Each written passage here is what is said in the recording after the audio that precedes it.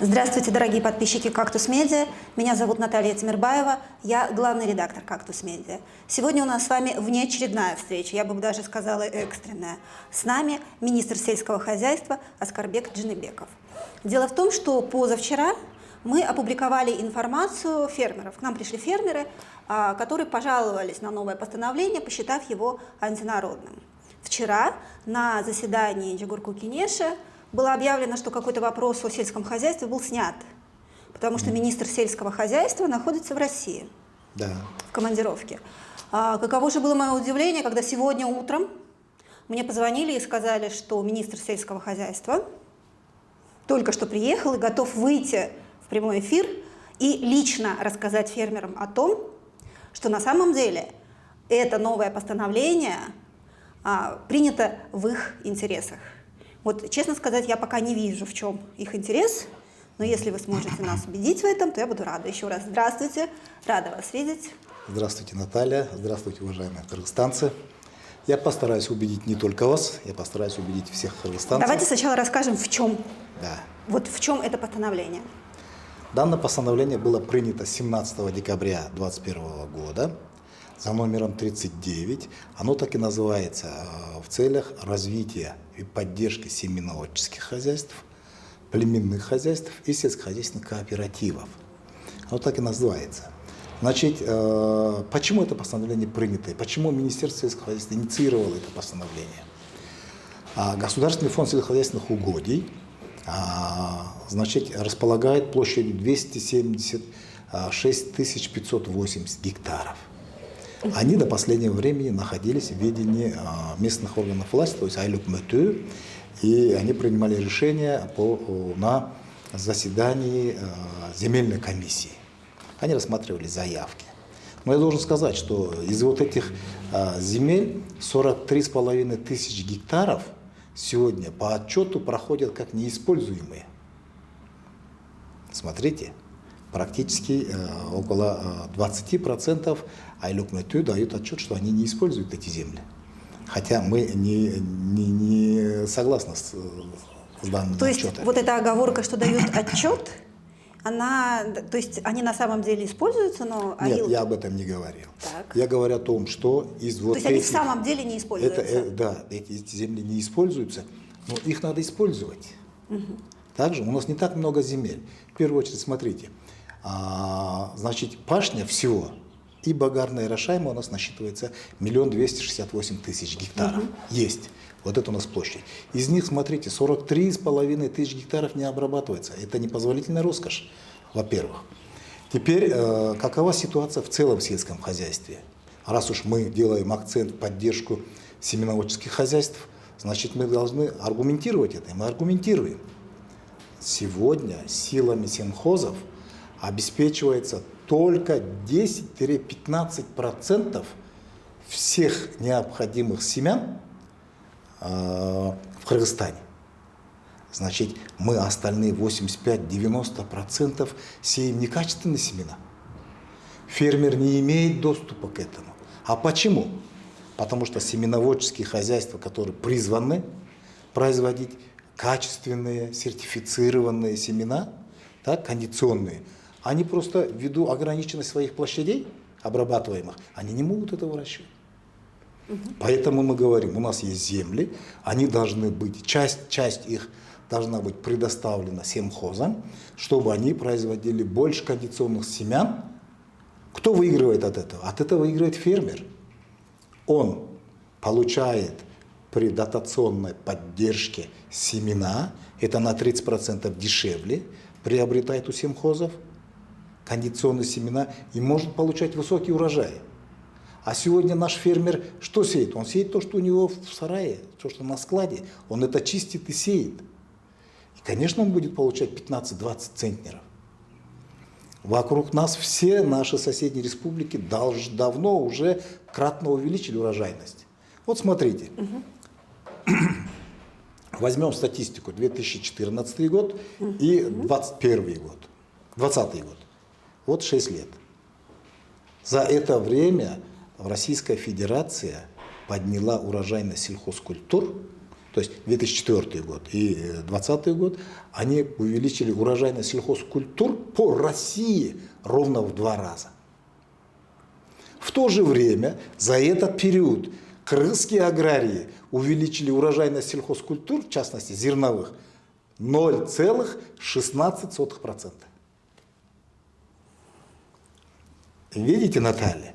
А почему вопрос? Первое, основное, это высокорепродуктивные, высокоурожайные семена сельскохозяйственных культур, представленных селекционными центрами не только Кыргызстана, и СНГ, это из дальнего зарубежья. Мы должны импортировать, завозить, давать возможность семеножеским хозяйствам адаптировать и, размножив, распространить фермерам. А если у них нет земли, как они будут этим заниматься? Если мы не примем сейчас вот это решение и не будем двигаться дальше, наши фермеры не поднимутся выше урожайности 25 центнеров по республике. Что бы они ни делали. Первое. Второе. Племенные хозяйства. У нас 25 центнеров, а мировая цифра какая? Вот смотрите, мы стартовали вот, в 1987 году, например, в 1987 году урожайность в целом по Кыргызстану была 37 центнеров. Мы не растем, мы падаем назад. В то время, когда Казахстан, Узбекистан, Россия, другие страны давно ушли вперед. Средняя урожайность европейских стран, в европейских странах средняя урожайность зерновых 60 центнеров и выше. Мне кажется, что крестьяне, фермеры не выступают против того. Я доскажу, Наталья, с вашего позволения. Также вот смотрите, средний фермер доит 5 коров. Он хочет улучшить своих коров. Он хочет купить коров, которые дают по 25-30 литров молока. Его буренка сейчас дает 5-7 литров молока. Мы надаиваем 1500-2000 литров молока в среднем в год. Бедный крестьянин, фермер, он 365 дней занимается ею. И вот держится, может быть, на уровне безубыточности. Все. Он хочет купить хороших коров. Он хочет взять в лизинг, хочет в кредит взять. Но где он их возьмет? Их в Кыргызстане нету. Ограниченное количество, потому что племенные хозяйства, опять же, не имеют кормовую базу.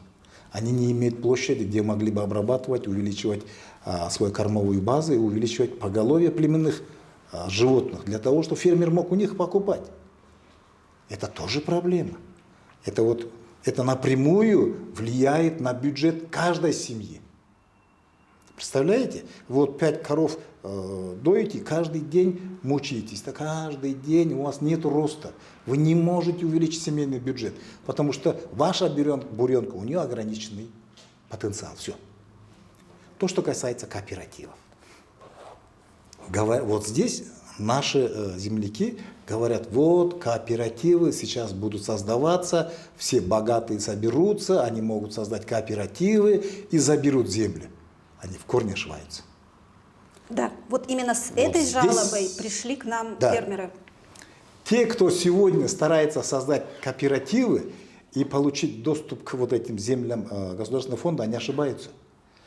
Имеют право подавать заявку на рассмотрение комиссии сельскохозяйственные, производственные кооперативы с периодом работы, деятельности в сельскохозяйственной отрасли без перерыва последние 3 года. Вы поняли? Те кооперативы, которые 21 год, 20 год, 19 год полностью работали в сельскохозяйственном производстве без перерыва. Да, это я понимаю.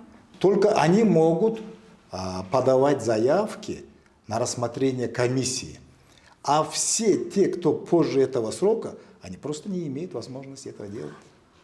Фермеры говорят еще, что при попытке взять землю в аренду, вот этот единоличный фермер, маленький фермер, будет проигрывать крупным фермерским хозяйствам. Теперь вот в чем смотрите, его тревога. Очень правильная тревога, очень. Теперь смотрите, какими полномочиями наделена комиссия. Земельная комиссия, она не будет на уровне айлюкмету, как раньше. Для того, чтобы исключить коррупционные риски, мы создаем единую районную комиссию, которая будет принимать заявки как от крупных, так и от мелких. Там нету такого. По крупности, по мелкости нету такого. Вот вам конкурс, пожалуйста, участвуйте. На общих основаниях. И вот именно здесь отдельный фермер говорит, вот смотрите, вы в прошлый раз мне говорили, что вы крупный фермер. Да. И я. У меня там, я арендовала 5 соток там, Да. и обрабатывала. И вот теперь мы с вами на общих условиях претендуем на одну. Понятное дело, что вы предложите более выгодные условия, чем Теперь я. смотрите. И, соответственно, я лишусь тех самых своих 5 соток, которые я раньше обрабатывала, и которые раньше кормили мою семью. Вот о чем говорят нам фермеры. Так же, как и было раньше, в положении об проведении конкурсов, тоже положение осталось в силе. Мы только добавили туда. Вот, например, уязвимые слои населения, проживающие в сельской местности, они имеют право получить землю вне конкурса. Они не должны участвовать в конкурсах. Вот семьи, которые стоят вот в этом перечне, они имеют доступ без конкурса получить землю. Они не будут участвовать в конкурсе с вот этими крупными хозяйствами. Так это уязвимые. Теперь я иду по порядку. Уязвимые. По порядку теперь иду. А, Теперь хорошо, смотрите, есть еще один пункт. вопрос какой? Куда направляются средства, поступающие от арендной платы? Они 100% поступают в бюджет данного айлюкмету. Местный бюджет. Да. Для чего? Для чего эти средства нужны? Для того, чтобы решать социально-экономические вопросы данного айлюкмету или сельского управа. Да, конечно. Это школы, больницы, Да, чем дороги. больше поступлений будет, тем больше работы будет сделано. И вот здесь мы говорим и семхозам, и племхозам, и кооперативам мы увеличиваем порог арендной платы. Если раньше они платили чисто символическую цену, сейчас они будут платить базовую стоимость. Мы сделали расчеты, с помощью которого каждый айлюкмету кратно больше будет получать арендную плату от кооперативов, семхозов и племхозов. Так, ну вот в том, что я слышу, что опасения фермеров, мелких фермеров, которые обратились к нам, все-таки подтверждаются, что вот этот очень мелкий фермер теоретически может остаться без своего привычного земельного надела. Другое дело, что в целом для государства, в целом для Аил Акмату последствия от принятия этого постановления будут выгодны. То есть конкретная какой-то процент, может быть, проиграет, но в целом сельское хозяйство, бюджет государства выиграет. Это так? Я правильно вас понимаю?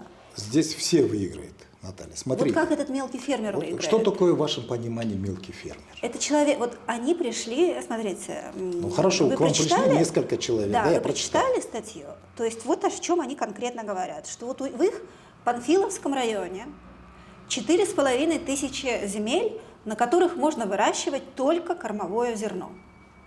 Так, А что раньше его распределяли Аил Акмату. так, Теперь 1000 остается у Аил Акмату, так. а все оставшееся, то есть 3500, переходит вот по этому По постановлению, да, в ведение Министерства сельского хозяйства. Министерства сельского хозяйства. Да. И уже на него, на эту землю, на эти 3500 гектаров будут претендовать Нет. все желающие. Нет. И этот мелкий фермер говорит, конечно, я проиграю крупному кооперативу, вот этим крупным. Смотрите, Наталья, в положении по распределению земель Государственного фонда сельхозугодий, вот это все четко прописано, что на данном айлюкмету, на территории данного айлюкмету, в первую очередь рассматриваются заявки проживающих в данном айлюкмету. Если там нету кооперативов, которые работают последние 3 года, если там нету семеноводческих хозяйств, если там нету племенных хозяйств, тогда комиссия рассматривает необходимость обеспечения местных фермеров семенами. Сколько надо? Для того, чтобы обеспечить их семенами, нужно, например, 500 гектаров отдать сельхозу, а остальные, они на общих основаниях и раздаются жителям этого айлюкмөтü. Хорошо. То Никто не забирает в другую сторону. То есть, если я, Да. вот житель этого самого Панфиловского района, Да, от Пашинского айлюкмөтü, например. я там живу, я много лет обрабатываю эти земли, я предлагаю там условные 3 сома, и приходите вы, крупный фермер, Так. не житель Панфиловского района, но который может предложить 5 сомов, то все-таки мне отдадут предпочтение, потому что на моей стороне ценз оседлости. Вне конкурса, Наталья, поймите одно, вне конкурса могут претендовать семхозы, племхозы, кооперативы и уязвимые слои населения. Вне конкурса, которые находятся на территории этого айлюкмөтü. Так. Раз. Если вот эти 3 категории, семхоз, племхоз и кооперативов там нету на территории этого айлюкмөтü, тогда мы рассчитываем, сколько земель надо для того, чтобы произвести качественные кондиционные семена для земель данного айлюкмөтü. Вот эту площадь мы предлагаем семхозам ближайших айлюкмөтü. Мы предлагаем. Мы можем это знать. А вся остальная площадь, она остается на территории у местных жителей. То есть здесь, вот видите, кто-то заинтересован здесь. И я знаю, кто заинтересован здесь для того, чтобы вот отменили. Не будет отмены данного постановления, потому что оно принято в интересах развития отрасли, в интересах всего Кыргызстана. Это собственность государственная. И вот эта земля должна работать на то, чтобы влиять на уровень жизни каждого кыргызстанца. Также, теперь смотрите, если фермер имеет доступ к лучшим семенам, посеяв их, он получает высокий урожай, себестоимость продукции ниже. На рынке цена этой продукции, розничная цена, будет тоже адекватная. Как может фермер продавать дешево, если он произвел дорого? Также посей плохие семена, не используй сегодня технологию, тогда ты получишь минимальный урожай дорогой продукции. И продавать будешь, тогда стараться тоже дорого. Видите, то есть мы сейчас, я акцентирую, мы сейчас учитываем интересы как сельхозтоваропроизводителя, так и простого горожанина тоже. Это очень серьезно проработанный документ. Если мы сейчас не будем поддерживать данные хозяйства, имею в виду племенные и семеноводческие хозяйства, мы просто отстанем. И еще хуже. Но когда уже припрет нас всех, а это уже произошло практически, нам просто исправлять ситуацию будет очень долго. Я хочу напомнить читателям, что мы ведем беседу с министром сельского хозяйства Аскарбеком Джаныбековым.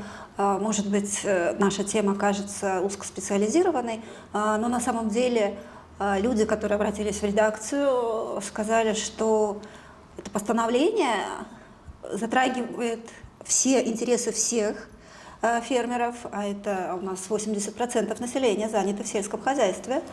Поправим, 65%.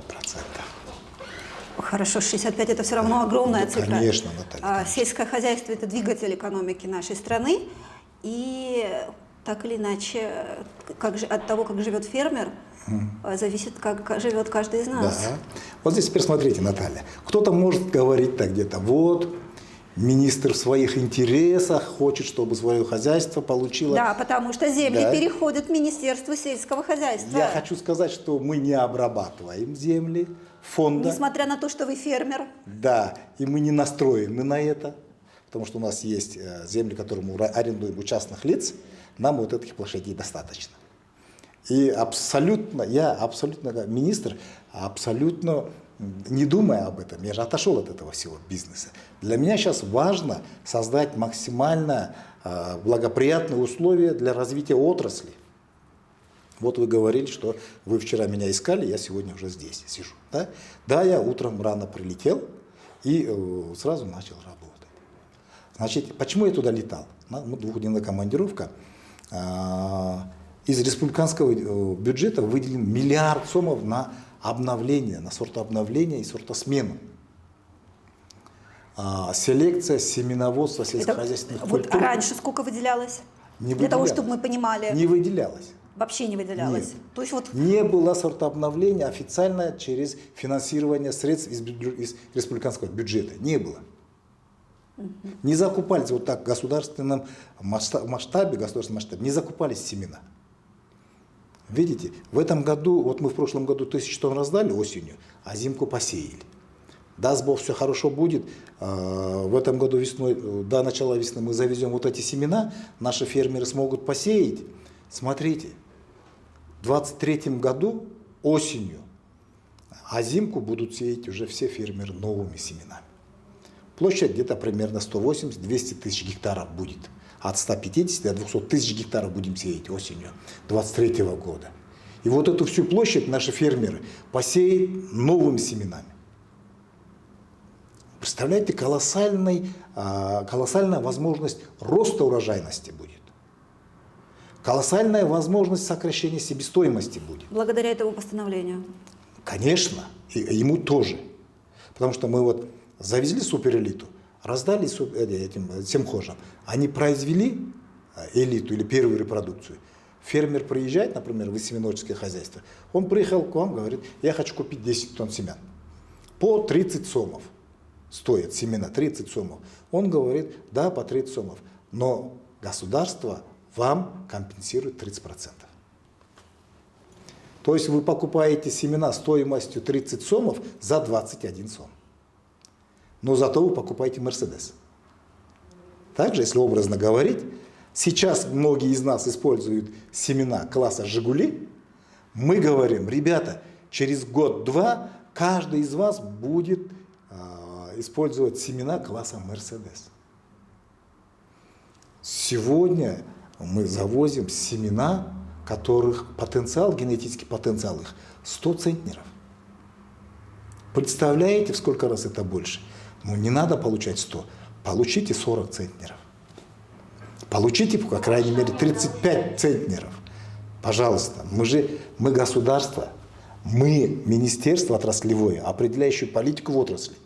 И мы говорим, ребята, вот по этому пути надо идти. Мы создаем условия. И не надо ставить палки в колеса.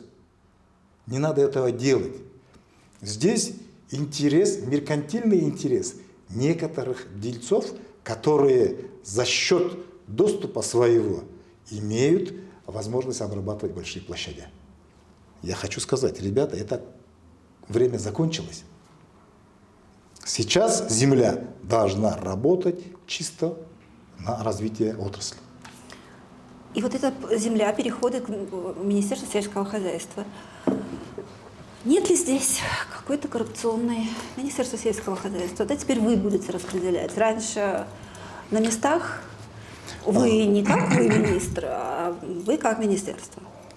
Вот смотрите. Вот какие здесь механизмы защиты? Министерство не забирает эту землю. Эта земля остается на территории Айлок-Мэту. Не, ну понятное дело, но Теперь теперь смотрите, вы распределять его будете.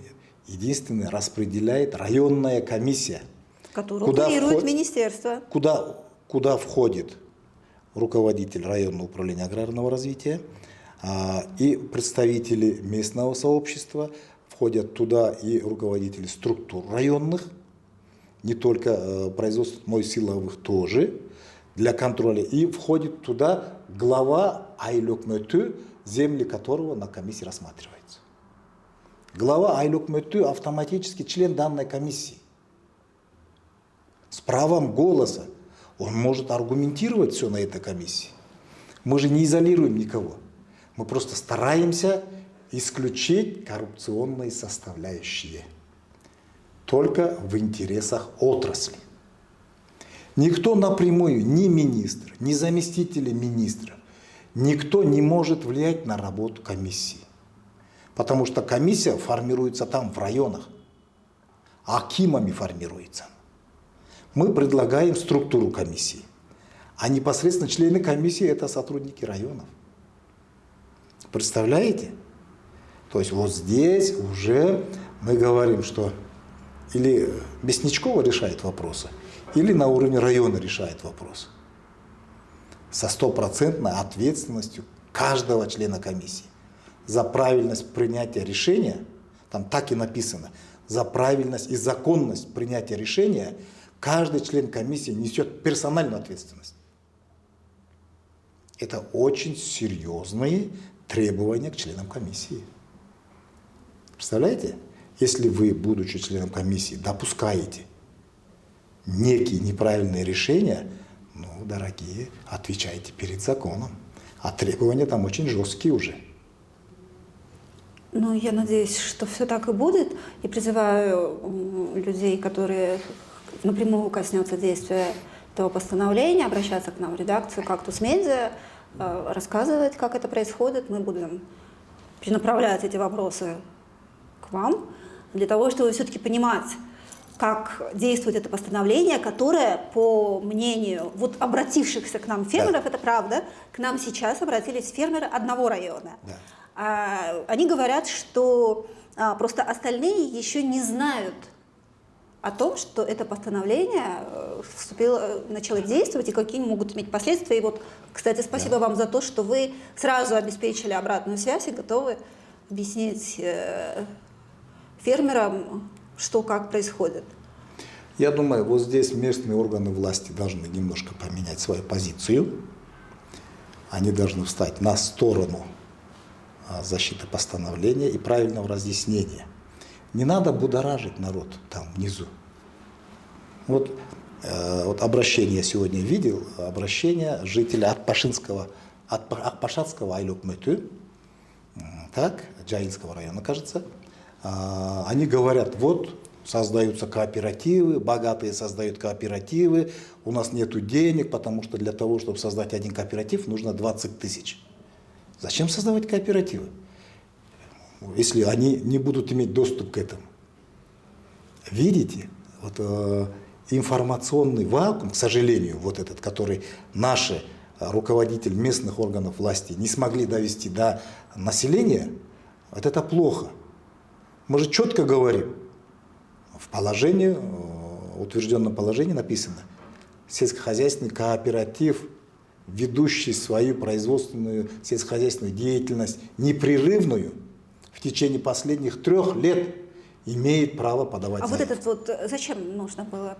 Что? Вот эта оговорка, что только кооператив, который в течение 3 последних лет непрерывно действует. Это от чего защищает? Вот смотрите, они сформировались уже. Угу. У них не было надежды тогда получить земли. Преференции какие-то, да. Так, они самоорганизовались, они поставили цель, они объединились, и они уже ведут очень успешную сельскохозяйственную деятельность. Угу. А вот это принятое решение, вот это решение, именно требование, и вот защищает данное постановление от недобросовестных наших сельхозтоваропроизводителей, которые хотят сегодня собраться, формально объединиться, создать кооператив, а потом взять землю и между собой распределить. Друзья, так не будет. Этому просто нету дороги, пути к этому нету. А кто был инициатором такого постановления? Это мы, Министерство сельского хозяйства. То есть это уже при вас все? Да. При мне, я как сельхозтоваропроизводитель, действующий, человек, который знает реально ситуацию, как вывести из вот этого положения нашу отрасль, я вижу, что в первую очередь рядовой фермер должен иметь доступ в шаговой доступности к качественным семенам. Шаговая доступность к лучшим породам, высокопродуктивным породам. Вот один пример. Вот нет у нас племхозов, например. Вот нету, и все, мы их не поддержали, они все закрыли. Они занимаются просто своим сельским хозяйством. Где возьмете вы, как фермер, лучших коров? Где? Вам нужно 3. Ну, где-то за границей, наверное. Вы сможете привезти 3 коровы с Европы или с России сюда.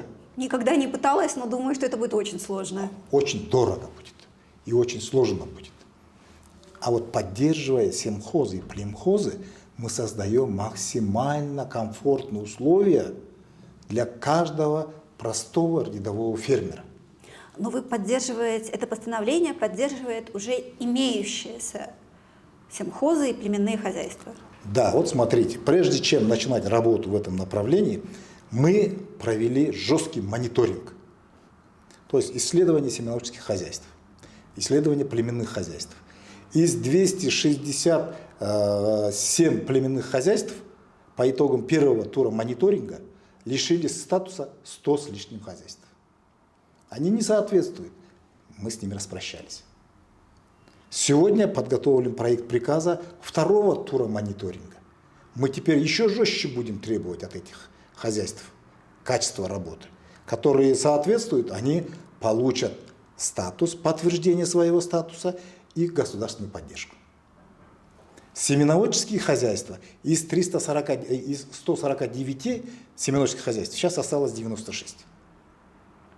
Но я думаю, по итогам вот этого мониторинга еще несколько десятков семхозов лишатся своих статусов. Они получат сертификат и право, да, господдержку и право обеспечивать крестьян. Да, они получат право заниматься семеноводством, хозяйство разведением семян сельскохозяйственных культур первой категории и второй категории. Только они будут иметь право продавать семеноводческим, то есть рядовым фермерам. Они гарантируют, они сопровождают их. Они гарантируют качество. Если семхоз, имея статус семеноводческого хозяйства, получая поддержку государства, будет производить некачественные семена, он рискует лишиться этого статуса. Тогда и земли ГФСУ у него автоматически забираются. Никакая поддержка ему не оказывается. Все, до свидания с ним. Видите, поддерживая их, мы очень жесткие требования выставляем. Почему? Вот смотрите, если наш фермер купил вместо ожидаемой чистопородной телочки, купил помесную, например, да? Но документы ему сделали как чистопородный. А она не дает ту продуктивность. Если это подтвердится, племхоз автоматически лишится статуса. Почему? Потому что фермер, вкладывая вот в эту буреночку, он рассчитывает на 3-5 лет он вкладывает. Так же? А через 3 года он понимает, что она не та, за кого ее продали. Кто страдает? Фермер страдает. И только фермер страдает. Так же? Поэтому вот эти жесткие требования нацелены только на то, чтобы защитить наших фермеров, рядовых фермеров, создать им хорошие условия. Будем надеяться, мы будем мониторить.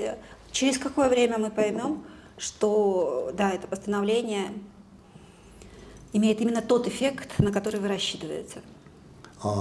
Те хозяйства или арендаторы, у которых закончились сроки аренды, земли автоматически переходят на рассмотрение комиссии. И это все 278 тысяч мы в этом году не будем рассматривать. Потому что они уже находятся на какой-то длительный срок. Конечно же, до 5 лет, у кого-то 3 года осталось, у кого-то 2. Кто зарегистрировал, значит, у них подтвержденные права. Если кто не зарегистрировал, то у них там не подтвержденные права аренды есть. Да? Значит, мы будем идти мягко, поступательно, шаг за шагом.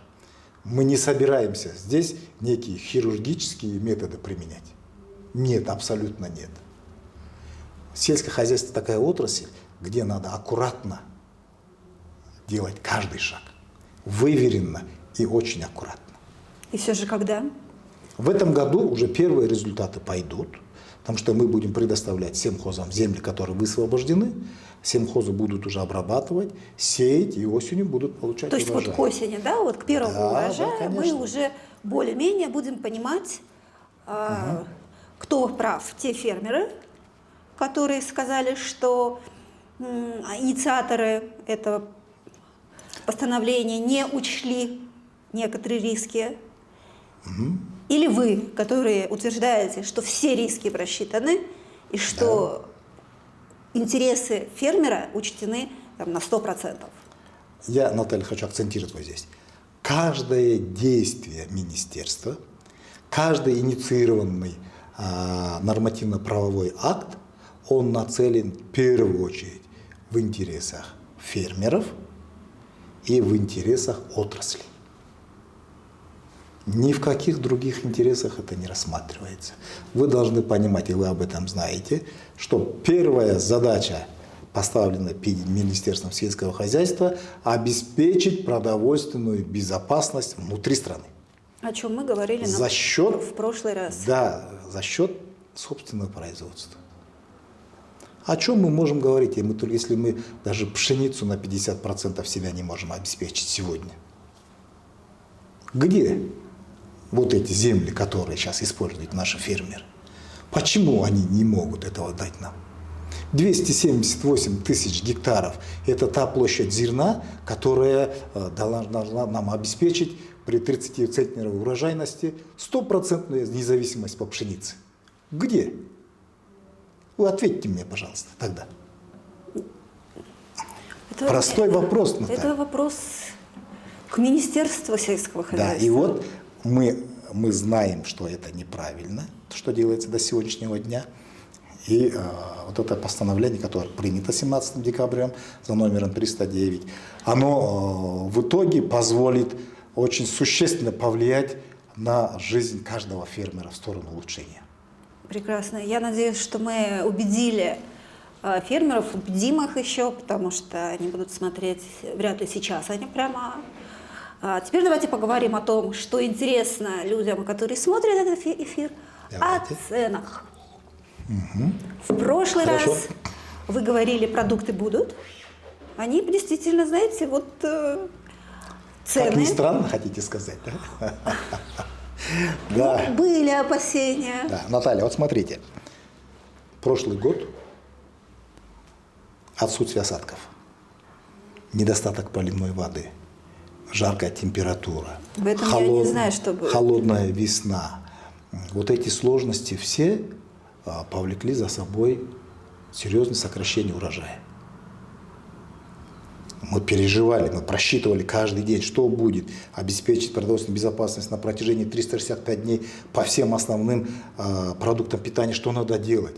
И мы начали принимать решения. Первое. Запрет на экспорт вот этих продуктов. Освобождение от НДС всех вот этих продуктов. Освобождение от НДС кормов, практически всех видов кормов. Освобождение от НДС продовольственной пшеницы. Вот смотрите, результат. Даже в другой раз, я думаю, вот ситуация, которая сложилась в Казахстане, она бы повлекла сразу здесь ажиотажный спрос, рост цен, отсутствие продуктов на прилавках. Такого не было же. Вы заметили за вот эти 7-10 дней вот этих проблемных? Я заметила. Никто не почувствовал ни скачка цен, ни отсутствия продуктов питания. То есть мы прожили в штатном режиме. О чем это говорит? О том, что орган, который призван обеспечить продовольственную безопасность, доступ физического и ценового показателя для кыргызстанцев, оно отработало правильно. Снега нет, как следующий год. Да, но вот здесь и министр, и Министерство сельского хозяйства, к сожалению, не может повлиять на это, на количество осадков. Но мы сейчас ведем работу для того, чтобы, мягко говоря, не допустить вот сценарий прошлого года.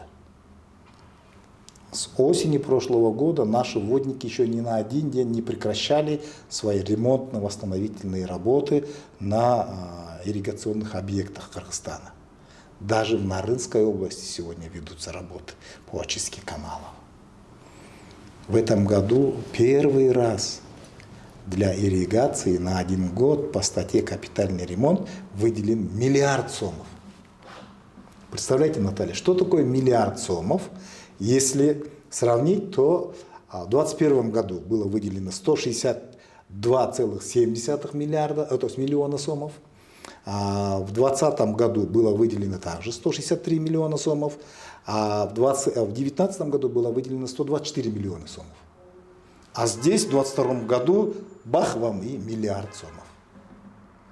На эти деньги мы планируем провести ремонтные работы, бетонные ремонтные работы на каналах протяженностью 663 километра. 663 километра межхозяйственных каналов. На 114 километрах межхозяйственных каналов мы проведем бетонирование русла каналов. 883... Чтобы вода не уходила. Да, чтобы мы она оденем доходила этот канал. до полей. У водников это называется одеть в бетонную одежду. То есть этот канал будет в бетоне. И 883 километра каналов будут произведена механизированная очистка. То есть мы очистим вот это наносы от ила, от наносов, от всего мы почистим. Если считать, что... Такая работа уже ведется? Да, вот каждый день ведется, видите, и мы планируем ее вести целый год. Вот эти средства мы будем осваивать в течение года. Уже распределены, объекты определены, и работа ведется. Кроме этого, значит, мы в этом году запускаем пилотный проект в 4 районах. Это в Чуйской области, вот Чуйский район, на Иссыкуле, Тюбский район, в Таласе, Таласский район. Вот такие районы мы запускаем пилоты. Что это говорит? Мы будем оказывать услуги для фермеров и до подачи до его поля. Сейчас же ассоциация водопользователей есть, а в этих районах мы их выбрали для того, чтобы пилотировать новый проект. Мы передаем вот эту сеть агентству водных ресурсов, службе государственных водных ресурсов, они будут нести ответственность перед каждым фермером. Но для того, чтобы исключить некий человеческий фактор при оплате за услуги по подаче воды, Аилбанк устанавливает везде свои терминалы. Фермер будет там оплачивать, взял квиток, пришел, сказал, поставьте меня в очередь по вот этому каналу. В порядке живой очереди или когда вам надо будет, согласно вашего плана водоподачи, полива, вы заявку делаете. Все. Мы стараемся сейчас улучшить ситуацию, установить прибор автоматического учета воды и автоматического регулирования подачи воды. То есть это щиты из центра управляются, и в центр в компьютер подается информация, сколько воды подается. То есть из той воды, что есть, вы... Да, мы стараемся, чтобы максимум было полезное действие. Значит, вы помните, что я говорил еще, что осенью, да, глубокой осенью, то есть до 10 ноября мы подавали воду во многих каналах. Этим самым мы постарались осенью сделать влагозарядковый полив. Вот я буквально 3 дня назад дал указание просмотреть, просчитать, по каким источникам, в каких каналах мы сейчас можем подавать воду. Многие могут не понять, сказать, это ваш министр. Кто в январе поливает? Есть возможность, будем поливать. Мы будем подавать воду по каналам и заставлять наших фермеров поливать те участки полей, не занятых сельхозкультурами, не занятых. Там, где есть многолетние травы, там, где есть озимые, там поливать нельзя. Но пустые поля, которые сейчас не заняты, не распаханы, мы должны поливать. Делать влагозарядковый полив. Чтобы там в первой половине вегетации не было спроса для поливной воды.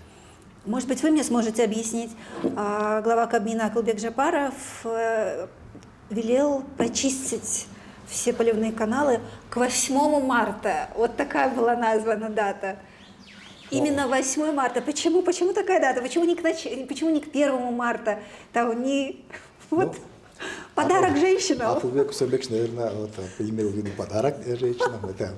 Ну, я шучу. Март, начало марта. Начало марта нужно это все сделать. Начало марта. Раньше как было? Вот год, Новый год, потом рассматривает заявку, потом начинает выделять деньги, и деньги поступают в апреле-мае месяце. Надо уже воду подавать, или ремонтировать надо, или воду надо подавать. Видите? А сейчас нет. Сейчас наши работают и зимой для того, чтобы рано весной подавать воду. В марте месяце мы установили, в Чуйской области мы будем подавать воду. В прошлом году заявки поступили 9-10 мая на воду. Когда я проводил совещание с кукурузоводами, я удивился и говорю: ребята, как так можно не проводить осенние влагозарядковые поливы?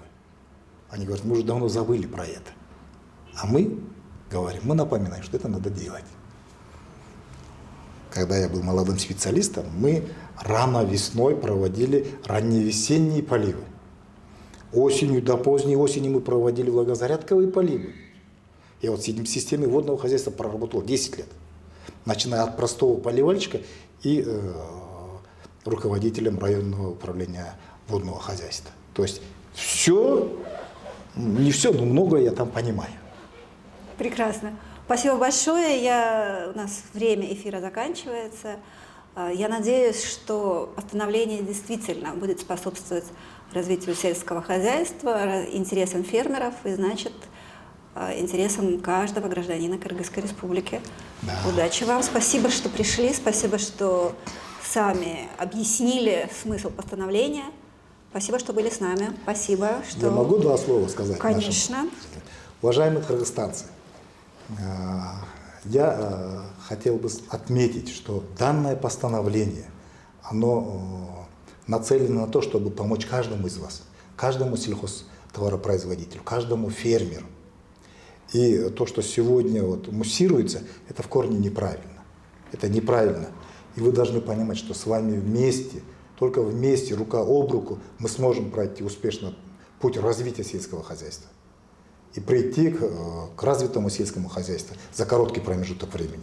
Я призываю вас всех отнестись с пониманием, не искать подвоха, а лучше помочь и идти вместе. Большое спасибо. Спасибо большое. С нами был министр сельского хозяйства Аскарбек Джинбеков. Спасибо. Наталья, большое спасибо.